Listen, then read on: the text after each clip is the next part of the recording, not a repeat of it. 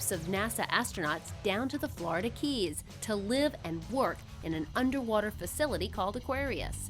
This 80-ton steel chamber is submerged in about 60 feet of water, 3 miles off the coast of Key Largo. NASA aquanauts are exposed to similar situations that they may be faced with on long-duration missions like to the International Space Station. NASA astronauts live and work on board the Undersea Lab, which provides physical isolation, operational and communication complexity, and a place where science objectives typical of a space mission can be performed.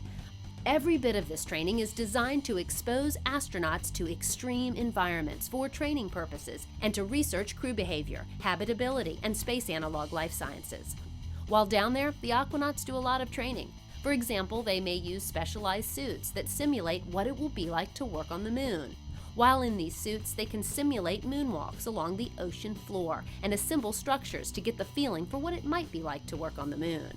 They also prepare for space missions by testing tools and vehicles, like remotely operated vehicles that are equipped with advanced navigation and communication equipment. All of this testing is helping to work out all of the kinks for future space missions. And believe it or not, NASA aquanauts are even practicing medical procedures on AQUARIUS using specialized medical-grade dummies.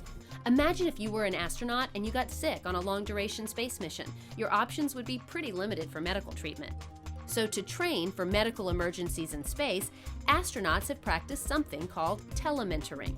This is a method where physicians on Earth guide non-physician astronauts to perform necessary medical procedures.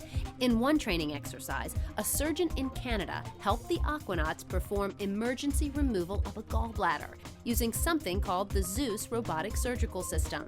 Using this robotic system, the aquanauts were able to effectively test these medical techniques and add a valuable tool to help keep our astronauts safe.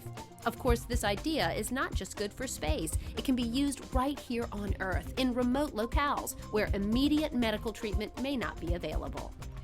Besides the coast of Florida, NASA is also conducting underwater analog testing at a remote site outside the U.S. called Pavilion Lake.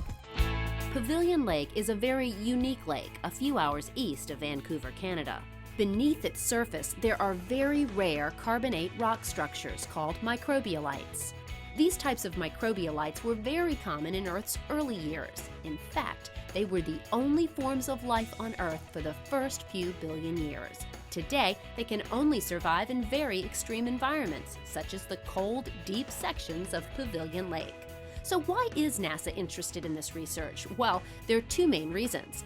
First, the microbialite structures provide a modern example to the ancient fossilized microbialites preserved on Earth.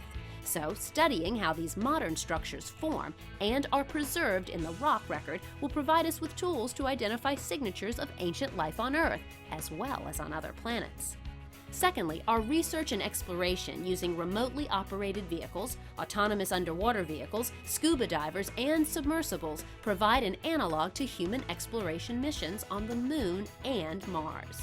So, the research and exploration methods developed at Pavilion Lake will undoubtedly contribute to future human missions and exploration to other planetary bodies. Stick around, you're watching NASA 360.